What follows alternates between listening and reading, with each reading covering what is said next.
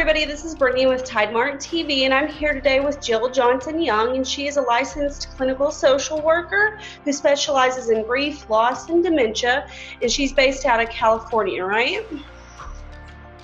Yes, I am. Southern California. Yes. And so what we're going to be doing today is just talking to everybody about grief and loss and how we tend to cope with it. And so could you tell me a little bit about what your work involves with grief and loss? You know, I got into grief and loss work because I was a hospice medical social worker for over a decade. And so I worked with hundreds of families who had someone dying and with the people who were dying themselves. And back in those days, we had these set up kind of already made curricula for grief and loss and for how to do a group. And they were good, but they also had some statements in them that were pretty strong about the expectations one should have for someone who's grieving. And they made it very clear that once you had a loss, you had to grieve forever. And that's just not my style. That's not how I do my work. That's not the way I want my clients to think and feel. I started an online support program for grievers that was more focused toward a solution and toward finishing what's left over and moving through what happened during the dying process that might have left trauma residually, and then into a new life that's reorganized with the person who died with you, just in a different way. But you're done with the stuff that's left over. And it empowers grievers to reorganize, which is hugely important, and it keeps them alive.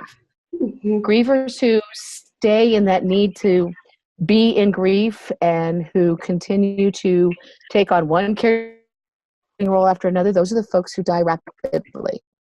The folks who really reorganize get done pretty quickly, and it's not because they didn't love their loved one, it's because they had so much with their loved one they had a chance to finish. Mm-hmm. And they wanted acknowledged. Yes. And so one of the things that I hear a lot from my clients who come into my therapy office and who are dealing with grief is they feel like somehow they're doing a disservice or a dishonesty to the person who died if they choose to not be sad anymore. And so I was wondering if you could speak a little bit about that. In fact, I was just finishing up a program that I'm doing in San Francisco at the statewide camp program next week or next month. And one of the things I teach therapists to talk about with their clients is the guilt, because there are some surprising parts in grief, and guilt is one of them, and fear is another one, anxiety is another one. There's a whole lot of how come I can feel relieved that someone died, because that induces guilt, and how can I go out and enjoy the sunshine and smile again if they're not here to enjoy the sunshine and smile too. And I've been a widow twice, so personally, I've also walked this walk. It's possible to go feel the sunshine. You can still miss someone. Tomorrow is the 9th anniversary of my first wife's death, and I will miss and talk to her, but I'm not grieving her because finished. We had lots of time, and we finished. And so she goes with me, and I still reference her, and that's one of the things I talk to clients about is you will always talk to them. They will show up. I never ask a client, have you heard from them? I ask, when was the last time you talked to them? Because everybody does that. When I buy a car, I talk to my dad. He's been dead for 12 or 13 years now because he was the one, right? So I spend a lot of time giving my clients permission to be okay. And I give them permission not to listen to the words from other people that says they shouldn't be okay. Mm-hmm. Which is the other part of the work I do. I refer to myself as a rebellious widow, which is a book I'm working on. Because when you, especially for widows, but for all deaths, except pet deaths, which are disenfranchised, but for all the other deaths, if you start acting too happy too soon, people start criticizing. Mm-hmm. And they start telling you shouldn't, and that you're not being loyal, and that you must not have loved them that much. All kinds of craziness, and that's not what it is. If someone has been sick and you have taken care of them, you have done your grief work ahead of time in anticipatory grief, and you're pretty much done. Mm-hmm. Usually the average for those folks is about 3 months. Those folks don't want to go to groups. Mm-hmm. They don't need to. They're not the ones who go to 5 groups and keep on going because they worked on it when it was happening. So I try to give people a lot of permission, and I really work on how do you respond to people who are trying to take away your right to do grief your way. Mm-hmm.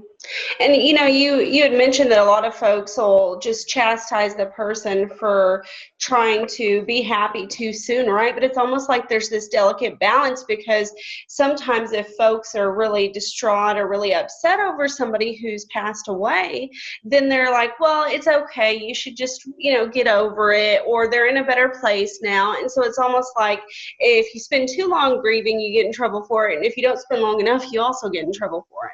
The grief rules suck, I just have to say. And the grief rules are, don't be too happy. Don't not be happy, because then you're going to make me sad. Mm-hmm. Talk about them. Wait, don't talk about them because that's weird. It makes me feel sad, or it makes me feel weird. If I'm not the primary griever and I approach the primary griever, I want the primary griever to make me feel better and to put their little energy out to take care of the rest of the planet instead of take care of themselves and do their grief work. Don't talk about the death. Wait to talk about the death. Get rid of the clothes. Don't get rid of the clothes. You're not being nice. Reorganize the house. Don't reorganize the house. It's crazy making. And that's one of the things therapists can do, is really tell me what you're hearing, and then let's take those apart and find out where those messages are coming from, because they're coming from other people's needs, not yours. Mm-hmm. And so if folks are faced with those rules, those grief rules that you just listed, what should they do with all of those rules? Throw them away. That's so simple. It is. The week after I was widowed the first time, a friend of mine who's also a therapist and also an LCSW took me out for coffee, and she said, Jill, I know you and I know you're going to do it your way. I'm just going to warn you, there are widow rules. And they're even worse than the grief rules. And the number one is you can't look happy for a year. Mm-hmm. You can't do anything fun for a year, because then people will make statements that are not helpful and are hurtful. So if you're going to go have some fun, do it in another town. Right. Don't do it in town. And so I work with my clients on, tell me what you're hearing, and then let's look at what the reality of that is. And let's look at if the people telling you that have ever had the kind of loss you have. Mm-hmm. Even though every loss is individual, there are similarities. Dad loss, mom loss, spouse loss, child loss, pet loss. In those instances, have they had that? Because if they haven't, they're just saying words because they don't know what else to say. Mm-hmm. They're in a better place. God needed another angel. Kids frequently get told, Mommy and Daddy went to heaven to keep an eye on you. And kids respond with, first of all, they could have kept an eye on me right here, thanks. Yeah. And I'm never going to take a shower again. That's creepy. Mom's watching me. Right? So I try to really look at, what are the statements? Why are they saying them? Let's work past them.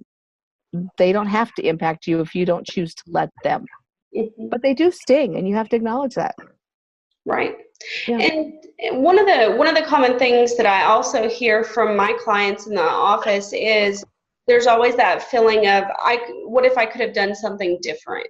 That's the other guilt. Mm-hmm. And what I talk about with those folks is, in that moment, when you were facing that death, when you were making decision after decision after decision, you made the best decision you could at that moment with what you had. Mm-hmm. And you did it with all the best intentions, and you did it with love. And that is all anyone could ever ask you to do. Yes, 5 years later, there's probably some brand new something or other treatment. That wasn't then. Mm-hmm. Yes, you authorized morphine. Morphine actually helps people when they're dying. It doesn't make them die faster. Mm-hmm. Little known fact, right? It does suppress respirations, but with someone who's dying, it makes the respiration easier because they're not struggling. Right. And so we go through all those guilt moments to say, it's not a reason to feel guilty. Let's talk about why you're holding on to that. Mm-hmm. Let's talk about why you made the decision. Now let's talk about who's telling you shouldn't have made that particular decision, because a lot of times that's where that message is coming from. There's also a lack of education about what dying process is and what it looks like. Mm-hmm. And so sometimes family will come in for a moment, in and out, and they see the dying person not getting fluids, not getting food. And what happens is, shouldn't you give them hydration? Shouldn't there be a feeding tube? Mhm. Shouldn't you XYZ? And the answer is no. At this moment in the dying process, that's not appropriate. Mhm. But what the person taking care of them hears is, you're starving them to death. You're dehydrating them on purpose. You're withholding care. Right. And they're not. They're doing exactly the right thing. They're giving them comfort measures in a way to just, because if you give people like feeding tubes and all this other sort of stuff, their body works too hard, right? And it causes them to be more distressed than it would be if you're just allowing them comfort and being able to move through the dying process. If someone is actually dying, their body is shutting down. And so they don't process foods. So if you put in a feeding tube, it just sits in their stomach, it bloats them up, and then it can come back up and cause pneumonia. It's absolutely the wrong thing to do, in my humble non-medical opinion. Mm-hmm. I worked for hospice for a long time, and I listened to our nurses lots and lots of times saying this, because families need permission not to feed someone. Right. We are taught in this country, in our society, if someone's sick, you feed them chicken soup, Mm-hmm. right? Whether it's matzo ball soup or Chinese chicken soup or whatever, but it's soup. You got to feed soup. And you don't do that when someone's dying. And it makes you feel like you're not doing. Mm-hmm. When someone's dying, what they need is you to hold their hand and talk to them. Mm-hmm. That's about it. Yeah, and one of the things that I've noticed is a lot of clients, I think, to combat that sort of helpless feeling when they're losing a loved one, they do want to feel productive. They do want to feel like they're doing something, and you can do that by just being present. Right. Present and voice. Because if someone is dying, even if they're not responsive, we have EEG studies that show us that a dying person will recognize voices that they know Mm-hmm. and people that they love. They will not respond in their brain process to a voice of a nurse they've never met before. But if it was your dad and he heard your voice, he would know your voice, and it would calm him and give him a sense of security. Mm-hmm. And that's the one thing that's there, is your presence is what matters. And one of the other things too that I've noticed is every single client, typically when they come into my office in the beginning for grief work, they're always like, the stages of grief. I'm going through the stages of grief. And I wonder if you could clarify that, because I know that the stages don't really exist. The stages of grief. I love Elizabeth Kubler-Ross. She made us talk about death and dying. That's what her book was called, About Death and Dying. She wrote it because she observed people who were dying Mm-hmm. on an oncology ward. And so she described, using descriptive language, what she saw them doing as they were preparing to die. Mm-hmm. So yes, if you are being told you're going to die early, you are going to be a little pissed off, and you are going to be sad. And at some point, acceptance is probably where you want to be, because there's really no way out of this one. But that's not the grief process for the people left behind. And everyone knows the 5 stages, and they think they're supposed to have them, and their loved ones will tell them, but you haven't been angry yet. And maybe there's no anger there. You don't have to be angry that someone died. Mm-hmm. You can be angry with a situation you've been left with. I wasn't peachy about 3 teenage girls being left in my incapable hands, Mm-hmm. but you don't have to be angry. And there are no stages.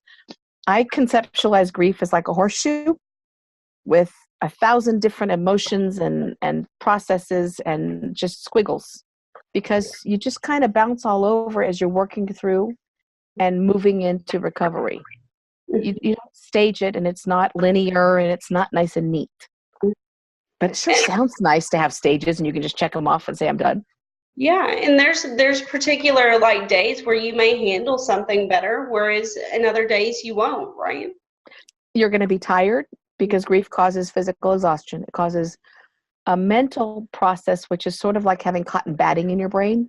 Mm-hmm. And when I say that to someone's actively grieving, they're like, oh my God, that's exactly what it feels like. Because stuff doesn't filter in well. It doesn't filter out well.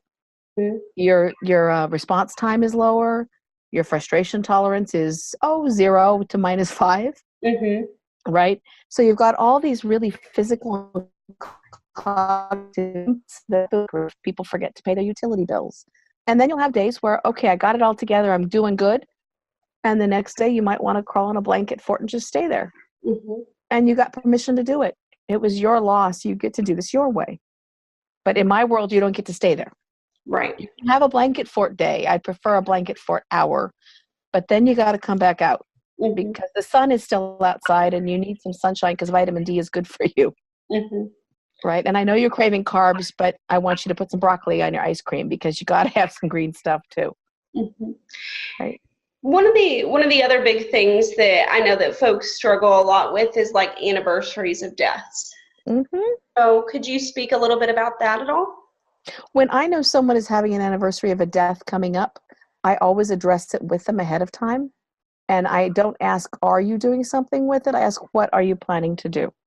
Because it's not like an addiction, but it is that in that when you do addictions work, you prepare ahead of time so you don't have something happen that you're not expecting. So with grief, you prepare for the anniversary of the death, the birthday, the wedding anniversary, the whatever days that are important that are attached to that person. Holidays are really important. So you figure out with them, what do they want to do? Some folks want to go to the cemetery if that's where their loved one is buried. Some go to the beach. Here in California, we can choose beach, mountains, or desert. We have all of them available in an hour. You do what's important to you to remember them. I always suggest that on the first anniversary that they take the day off so they're not facing having to go to work and face people unless they want to. Mm-hmm. So they can take breaks because that is a tough day. Right. And that's just because you're really, really in that first anniversary, usually that last week before the anniversary, you're reliving everything that happened that last week. Mm-hmm. It's like time travel. And so we prepare for that so they can get through it. And then we celebrate that they got through it. Mm-hmm. And then for the holidays, how are you going to mention your loved one? How are they going to join your family in the holidays? Mm-hmm. You know, if you put up a Christmas tree, is there an ornament with their face on it? Do you talk about them when they go up on the tree? Do you still put their stocking up? What do you do? Because they're still in your family. They're dead, but they're still in your family. Mm-hmm. And they need to be acknowledged. Absolutely. And that's such a beautiful poetic way of looking at things. And so just off the top of my head, that's all the main things that I could think of in regards to like grief work. But I'm wondering, is there something else that you can think of that you would like to add? Well, I'd like to touch a little bit on pet loss because we are all about pets for a lot of us in this country. I have 3 dogs on my couch right now because they come to work with me. The clients I see who have lost a beloved pet, especially the clients who have their primary relationship with that pet, they really, really struggle because what they hear are things like, well, you can get another one, or it was just a cat, or but it was only 17 years. Mm-hmm. If that's the primary creature you came home to, if that's who gave you the reason to smile in the morning and when you come home at the end of the day, if that's who you kissed goodbye, that is your primary. And when you have that loss, the rest of us should be really, really aware of that and acknowledge that so that that person hears that they've got the same support, because to them, they've lost a spouse, Yeah. essentially, or a child, depending on how that relationship worked. Mm-hmm. And that needs to be acknowledged. Mm-hmm. Yeah, and I mean, just in self-disclosure, I just found out last week that my dog has cancer. So she's got like about a month or 2 left before I'm probably going to have to put her down. And so, this couldn't have come at a better time specifically for me. But I do want to let folks know that there are people, it's okay to grieve your pets. Just because they were pets or they didn't know the English language or whatever language you speak doesn't mean that they still weren't a significant part of your family. They're a huge part of our family. Most of us put them in our Christmas cards or our Hanukkah cards, right? They are part of our family. And in fact, the vet that takes care of our dogs, and one of our poodles, Fuzzy, is going to be gone in probably another couple of months, has asked me, can you just make one of the books for pet loss so that we can prepare people for that and prepare kids? Because they're not prepared and they don't know what to do and they feel guilty. Mm-hmm. And we want them to know that when a pet needs to be put to sleep, it's because we're being kind We're not making a decision for them. We're making the right medical decision. But yeah, when you lose a beloved pet, it hits hard, and there are anniversaries, and Facebook and Instagram bring up their pictures all the time, and then you get hit between the eyeballs again. It is exactly the same process as a people. You just don't hear it from other people so much. Hallmark does have a line of pet loss cards now. I congratulate them for that. It's about time, right? Yeah. And one of the things that I would like to point out too is why I think that grief is particularly hard with pets is sometimes when in our adult relationships or when we lose somebody that's a family member, we're not present for their whole entire life from like birth to death. But a lot of the times we are with pets. And so we see all these transitions and all these periods where they're just growing and their personalities are developing. And so that's part of what makes it harder, I would say, for folks when they're dealing with pet loss. You are walking their entire lifespan with them. And I mean, Fuzzy came to us and we got her at 5 weeks because she was preemie and she was dying. And we had to hand feed her. And now she's 17 and a half. And I've watched her entire life. And so with her goes all the people who have died that she's loved and have already died, right? So she's an integral part of my kids growing up and all of the firsts and all of the lasts. That's a lot to grieve. You're going to grieve your pup a long time, but you're also going to be able to celebrate what a wonderful, loving relationship all of you had. And how very lucky you were to have someone that you connected with like that. Yeah. Because certainly that pup has been a big part of your lives. It's also a good way to teach kids about grief and loss because it teaches them how to deal with it and that death is part of life. Yeah, it really is. I also think that with pets particularly, they teach you how to live in the moment, right? And so you're not thinking about future consequences. You're just thinking about what makes you happy, particularly in that moment, and being present. And so I think a lot of times when folks are dealing with pet loss, that they're also losing that freedom that goes along with it as well. Yes, they are. It's a huge loss, and it's not an acknowledged loss. And it needs to be. It really does. And we need to help kids learn how to deal with loss through our pet losses so that they become better grievers and they're not terrified or traumatized by death. Right. We want them to know it's a natural part of life. So I'm so sorry about your pup. I totally send my sympathy. It's going to be a long couple of months for you guys. It will, but we're taking lots of... I'm sorry, what was that? Are you taking lots of pictures together right now? Oh, yeah, absolutely. Absolutely. Just while she's still happy and we're still just relishing in the moments where, just she gets those small spurts of joy and we just try to give her that as much as possible. Absolutely. Video them. Yeah. When I've got an adult dying, I suggest if they've got small people or grandchildren that they get some of those recordable books.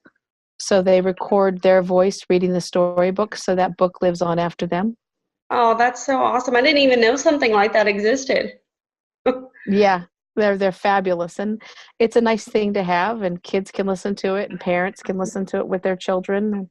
It's that kind of stuff where we build the memories and make them in a way that are permanent so we've always got them. Leave a voicemail message on someone's voicemail before you die so that they've got that to hear. Those are little tiny, very important bridges in the grief process. Yeah. So, with all of that being said, is there anything Aren't I cheerful? Yes. I really want to say that I want people to remember that grief it's a process. It's not a place to go live. That's not a good place to live. It's a way to finish up what you wish that you had said or they had said, what you wished you'd apologized for and they'd apologized for, what you wish that you had finished with them in terms of life plans but didn't. And you finish that stuff up and you work through the guilt, because any person who loved someone who was dying and did their level best, that's what they did, was their best. Yeah. And their dying loved one knew it. And I've been with enough dying people to tell you that for certain that they do. Yeah. So those are important things. You work through those and then you get to feel good. And I don't want you feeling like you have to stay sad. Yeah. You don't. That's not okay. Mm-hmm. I don't want anyone coming in and saying, I've been grieving for 10 years. That makes me crazy. Yeah. So let's work through it so we can get to the other side and keep them with us, not get over them. Mm-hmm. They're still here. Yeah. Yeah. And that's what I tell folks too. Anybody who's experienced a loss is they live on with you, either through your memories, the ways that you still talk with them, or just even in your mannerisms and how you interact with people, because they helped shape who you are as a person. That's one of the things I practice with my clients that gives them space to really realize that they are still here is how are you going to introduce your loved one to people who never met them? Mm-hmm. Because once someone has died, you're still surrounded by people who knew them.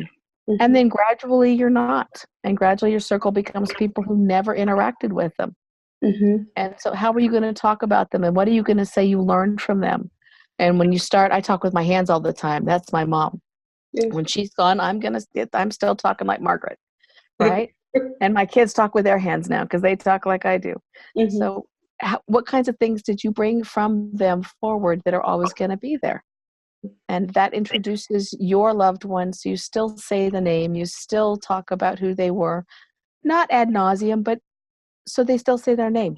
Mm-hmm. That's why I love that movie, Coco. Best movie for Yes. grief ever. Yes. Right? Absolutely. Yeah. Because when we say their names, they're still alive Mm-hmm. in their way with us. And we need to say their names. When we stop talking about them, then they're no longer here. Mm-hmm. And it's okay to say their names, even if it makes people look a little weird. Mm-hmm. And that goes for, if somebody passed away because if it was something of addiction or they made poor life choices, it's still okay to say their name. Oh, it should be. They're still, you love them. They loved you. Someone who suicides, we talk about them. We talk about their name. And yes, we talk about the fact that they suicided. That wasn't a choice for them to abandon their family. Mm-hmm. That was a death, and it was unfortunate, and it's a huge loss. Mm-hmm. And because people stigmatize it or from an addiction, it makes it an even harder loss. And what we ought to be is more supportive for those families. Mm-hmm. I love the families that are now putting in the addictions in the obituaries. Mm-hmm. There's a whole project for that. And they put them out there so that people can see what happened. Suicide families are doing the same thing now. Yes. And it should be acknowledged. And it should be said that, we all did our best and they did their best too. Mm-hmm. They didn't grow up wanting to die or wanting to overdose. It happened. Mm-hmm. They're dead. We need to talk about them and acknowledge that we will miss them. Yes. And that there were wonderful parts of each and every one of them. Mm-hmm. And that we hold on to those parts. And maybe we learn some lessons about how they died so that we can maybe pay it forward a little bit and help somebody else in the future if we couldn't help them enough to keep them here, which is not a guilt-inducing moment. It's just if we couldn't get to them and couldn't get it turned around, if they weren't that, then maybe somebody else will be. And maybe that'll be the biggest. Yes. I couldn't have summed it up better. And so I think we're just out of time for today. Okay. But I do appreciate all of your insight that you provided with grief, and it was just so easy to be able to talk with you. So I do want to leave folks with something, and if they wanted to look you up or see some of your work that you've done or potentially work with you, how would they find all of the resources about you, Jill? I'm at www.yourpaththroughgrief.com. Wonderful. Super simple. I'm also on Facebook with my name as LCSW. I'm totally findable, and Your Path Through Grief is on Facebook too. Well, thank you so much. Thank you for having me. It was nice seeing you again.